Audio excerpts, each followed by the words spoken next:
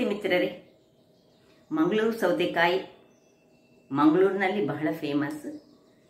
ಇತರರಿಗೂ ಇದರ ಒಮ್ಮೆ ರುಚಿ ಹಿಡಿದರೆ ಅದರ ಅಡಿಗೆಯನ್ನು ಇನ್ನೂ ಮಾಡುವ ಅನಿಸುತ್ತದೆ.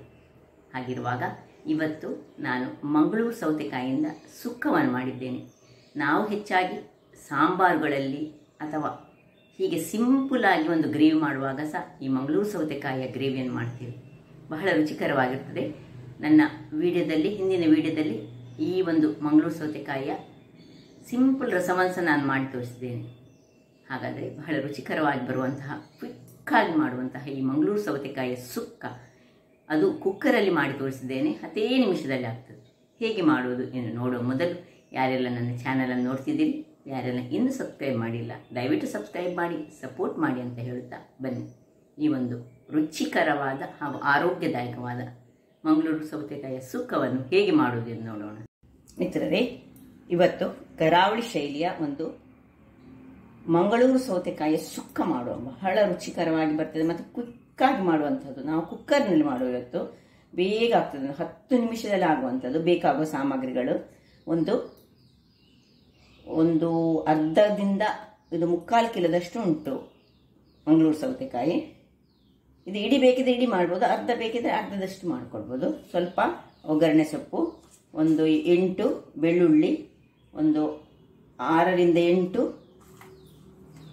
ಬ್ಯಾಡಗಿ ಮೆಣಸು, 2 ಸ್ಪೂನ್ನಷ್ಟು ಕೊತ್ತಂಬರಿ ಬೀಜ, 1 ಸ್ಪೂನು ಸಾಸಿವೆ, ಅರ್ಧ ಸ್ಪೂನ್ನಷ್ಟು ಮೆಂತೆ, 1 ಸ್ಪೂನ್ನಷ್ಟು ಜೀರಿಗೆ, ಮತ್ತೆ 3/4 ಬೌಲ್ನಷ್ಟು ತೆಂಗಿನ ತುರಿ.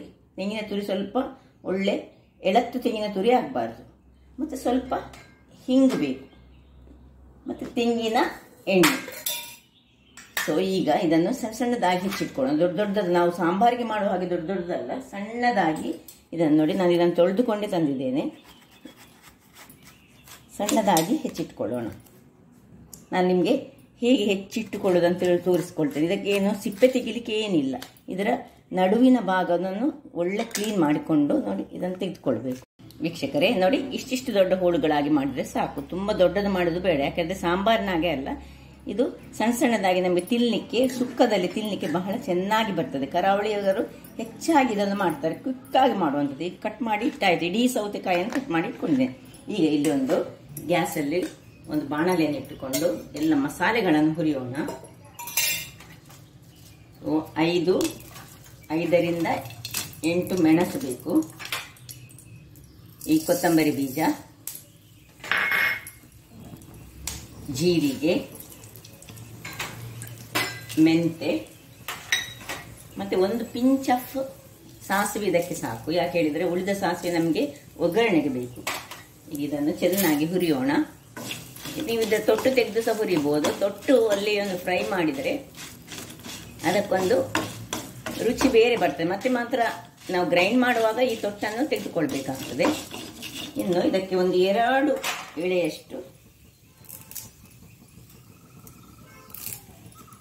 ಕರಿಬೇವನ್ನು ಹಾಕೊಳ್ಳೋಣ. ಸೊಪ್ಪನ್ನು ಒಳ್ಳೆ ಫ್ರೈ ಮಾಡಿ ತೆಗೆದುಕೊಳ್ತೇನೆ. ಮೆಣಸು ಉಬ್ಬುವವರೆಗೆ ಫ್ರೈ ಮಾಡ್ಕೊಳ್ಳೋಣ.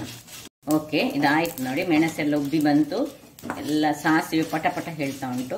ಇಷ್ಟ ಆಗುವಾಗ ಇದನ್ನೀಗ ತಣ್ಣಗಾಗ್ಲಿಕ್ಕೆ ಬಿಟ್ಕೊಳ್ಳೋಣ. ವೀಕ್ಷಕರೇ, ಇಲ್ಲಿ ನೋಡಿ, ಈಗ ತಣ್ಣಗಾಗಿದೆ. ಈಗ ಇದ್ರದ್ದೆಲ್ಲ ತೊಟ್ಟು ತೆಗೆದುಕೊಂಡೆ ನಾನು ಎಲ್ಲವಂತ. ಈಗ ಪೌಡರ್ ಮಾಡಿ ತರ್ತೇನೆ ನಾನು. ಇದನ್ನೆಲ್ಲ ಹಾಕಿ ಇದರೊಟ್ಟಿಗೆ ಒಂದೇ ಒಂದು ಬೆಳ್ಳುಳ್ಳಿಯನ್ನು ಸಹ ಹಾಕೊಳ್ತಿದ್ದೇನೆ. ಒಂದೇ ಬೆಳ್ಳುಳ್ಳಿ, 7-8 ಬೆಳ್ಳುಳ್ಳಿಯಲ್ಲಿ ಕೇವಲ 1 ಬೆಳ್ಳುಳ್ಳಿಯನ್ನು ಹಾಕೊಳ್ತಿದ್ದೇನೆ.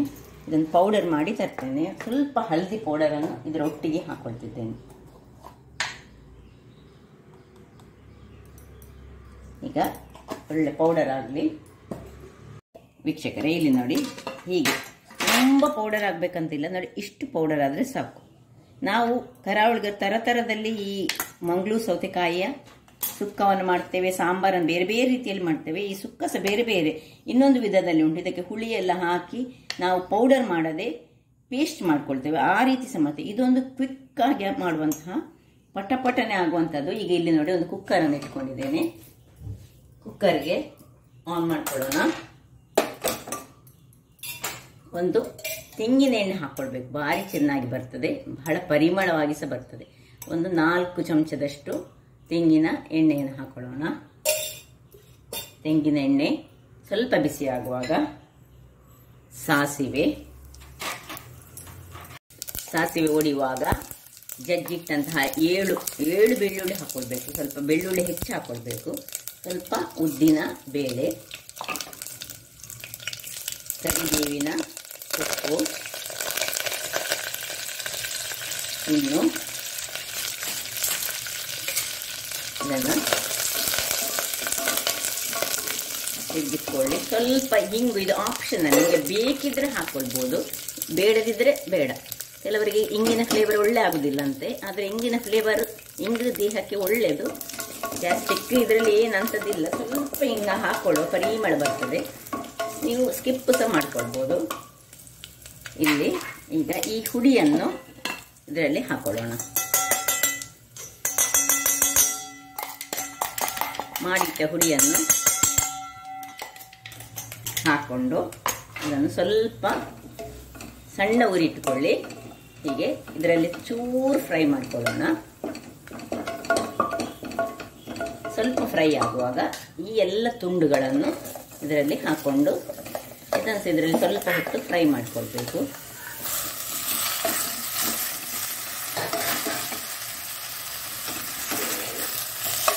ಹೀಗೆ ಸ್ವಲ್ಪ ಒಳ್ಳೆ ತಿರುಗಿಸಿಕೊಂಡು ಸ್ವಲ್ಪ ಫ್ರೈ ಆಗ್ತದೆ. ಇನ್ನು ಇದಕ್ಕೆ ಉಪ್ಪನ್ನು ಸ್ವಲ್ಪ ಹಾಕೊಳ್ಳೋಣ. ರುಚಿಗೆ ತಕ್ಕಷ್ಟು ಉಪ್ಪು, ತುಂಬ ಹಾಕೊಳ್ಳಿಕ್ಕೆ ಹೋಗಬೇಡಿ, ಯಾಕಂದರೆ ಸೌತೆಕಾಯಿಗೆ ಹೆಚ್ಚು ಉಪ್ಪು ಬೇಡ. ಇನ್ನು ಒಂದು ಸಣ್ಣ ತುಂಡು ಬೆಲ್ಲ, ಬೇಡದಿದ್ದರೆ ಬಿಟ್ಕೊಳ್ಬೋದು ನೀವು, ಆಪ್ಷನಲ್ ಇದು ಬೆಲ್ಲ ಸಹ. ಬೆಲ್ಲ ಹಾಕಿದರೆ ಮಾತ್ರ ಒಳ್ಳೆ ರುಚಿ ಬರ್ತದೆ. ಇನ್ನು ಈ ಸಣ್ಣ ತುಂಡು ಹುಳಿಯನ್ನು ನೋಡಿ, ಇಲ್ಲಿ ನೋಡಿ, ಸಣ್ಣ ತುಂಡು ಹುಳಿಗೆ ಸ್ವಲ್ಪ ನೀರನ್ನು ಹಾಕೊಂಡು ನಾವು ಸ್ವಲ್ಪ ನೀರನ್ನು ಹಾಕೊಂಡು ಒಂದು ಅರ್ಧ ಕಾಲು ಲೋಟ ಸಹ ಬೇಡ ನೋಡಿ, ಇಷ್ಟೇ ನೀರನ್ನು ಹಾಕಿ ಇದನ್ನು ಕಿವುಚಿಕೊಳ್ಳೋಣ. ಕಿವುಚಿಕೊಂಡು ಇದಕ್ಕೆ ಇದು ಹಾಕೊಳ್ಳೋಣ. ಇದಕ್ಕೆ ಹೆಚ್ಚು ನೀರು ಹಾಕೊಳ್ಳಿಕ್ಕಿಲ್ಲ, ಯಾಕಂದ್ರೆ ನಾವು ಸುಕ್ಕ ಮಾಡ್ತಿದ್ದೇವಲ್ಲ, ಆದ್ದರಿಂದ. ಇನ್ನು ತೆಂಗಿನ ತುರಿಯನ್ನು ಸಹ ಹಾಗೆ ಒಂದು 3/4 ಬೌಲ್ನಷ್ಟು ತುಂಬ ತೆಂಗಿನ ತುರಿ ಸಹ ಬೇಡ. ಅದನ್ನು ಇದರಲ್ಲಿ ಹೀಗೆ ಮಿಕ್ಸ್ ಮಾಡಿಕೊಡೋಣ. ಇಷ್ಟೊತ್ತಿಗೆ ನಾವು ಯಾವ ನೀರು ಹಾಕಲಿಲ್ಲ, ಹುಳಿಯದ್ದು ಒಂದು ಚೂರು ನೀರು ಬಿಟ್ಟರೆ ಬೇರೆ ಯಾವ ನೀರನ್ನು ಹಾಕೊಳ್ಳಿಲ್ಲ. ಇಲ್ಲಿ ಸ್ವಲ್ಪ ಫ್ರೈ ಹಾಕೊಳ್ಳಿ. ಇಲ್ಲಿ ತಿರುಗಿಸಿಕೊಂಡು, ಈ ಸೌತೆಕಾಯಿ ತುಂಬ ನೀರು ಬಿಡ್ತದೆ, ಅದರಿಂದಾಗಿ ನಾವು ಅದನ್ನು ಇದೊಂದು ಬೇಗ ಆಗುವಂಥದ್ದು, ಕುಕ್ಕರಲ್ಲಿ ಮಾಡೋದು. ಇನ್ನೀಗ ಈ ಮಿಕ್ಸಿ ಜಾರಿಗೆ ಸ್ವಲ್ಪ ನಾನು ನೀರನ್ನು ಹಾಕೊಳ್ತಿದ್ದೇನೆ. ಒಂದು 1/4 ಲೋಟಗಳಷ್ಟು ನೀರನ್ನು ಹಾಕಿ ಇದನ್ನು ಹೀಗೆ ಮಾಡಿ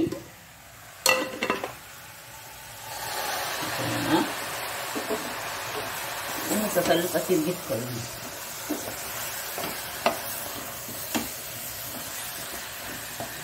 ಸೊ ಒಟ್ಟು ಇನ್ನು ಸ್ವಲ್ಪ ನೀರನ್ನು, ಇಷ್ಟೇ, ತುಂಬ ನೀರು ಹಾಕೊಳ್ಳಿಕ್ಕಿಲ್ಲ, ಅದಷ್ಟಕ್ಕೆ ಅದು ನೀರು ಬಿಡ್ತದೆ. ಮುಚ್ಚಳವನ್ನು ಮುಚ್ಚಿ ಒಂದು ವಿಸಿಲ್, ಕೇವಲ ಒಂದೇ ವಿಸಿಲ್, ಯಾಕೆಂದರೆ ಇದು ಪಕ್ಕ ಬೇಯ್ತದೆ, ಅದರಿಂದಾಗಿ ವಿಸಿಲನ್ನು ಇಟ್ಟು ಒಂದು ವಿಸಿಲ್ ತೆಗೆಯೋಣ. ವೀಕ್ಷಕರೇ, ಇಲ್ಲಿ ನೋಡಿ, ಒಂದು ವಿಸಿಲ್ ಆಯಿತು. ಈಗ ನಾನು ಇದನ್ನು ಆಫ್ ಮಾಡಿಕೊಂಡು ತಣ್ಣಗಾಗಲು ಬಿಡ್ತೇನೆ. ವೀಕ್ಷಕರೇ, ಈಗ ತಣ್ಣಗಾಗಿದೆ, ಇಲ್ಲಿ ನೋಡಿ ಹೇಗೆ ಚೆನ್ನಾಗಿ ಬಂದಿದೆ ನೋಡಿ. ಸ್ವಲ್ಪ ನೋಡಿ, ನಾವು ಎಷ್ಟು ಸ್ವಲ್ಪ ನೀರು ಹಾಕಿದರೆ ಸಹ ಇಷ್ಟು ನೀರು ಉಂಟು, ಸ್ವಲ್ಪ ನೀರು ಉಂಟು ನೋಡಿ. ಬೇಕಿದ್ರೆ ಇದನ್ನು ನೀವು ಗ್ಯಾಸಲ್ಲಿಟ್ಟು ಡ್ರೈ ಮಾಡ್ಬೋದು, ಅಥವಾ ಹೀಗೆ ಬೇಕಿದ್ರೆ ಹೀಗೆ ತಿನ್ಬೋದು ನೋಡಿ. ಈಗ ನಾನು ಸರ್ವ್ ಮಾಡ್ತಿದ್ದೇನೆ. ಏನು ಚೆನ್ನಾಗಿ ಬಂದಿದೆ, ರುಚಿ ಸಹ ಅಷ್ಟೇ ಚೆನ್ನಾಗಿರ್ತದೆ, ಒಂದು ಟೇಸ್ಟ್ ಬೇರೆ ರೀತಿಯದ್ದು. ಮಂಗಳೂರು ಸೌತೆಕಾಯಿಂದ ಏನೇ ಸಾಂಬಾರು ಮಾಡಿ ಏನು ಮಾಡಿ ಅದು ಬಹಳ ರುಚಿಕರವಾಗಿ ಬರ್ತದೆ. ಇಲ್ಲಿ ಬೇಕಿದ್ರೆ ನೀವು ಕೊತ್ತಂಬರಿ ಸೊಪ್ಪು ಬೇಕಿದ್ರೆ ಮೇಲಿಂದ ಹಾಕೊಳ್ಬಹುದು.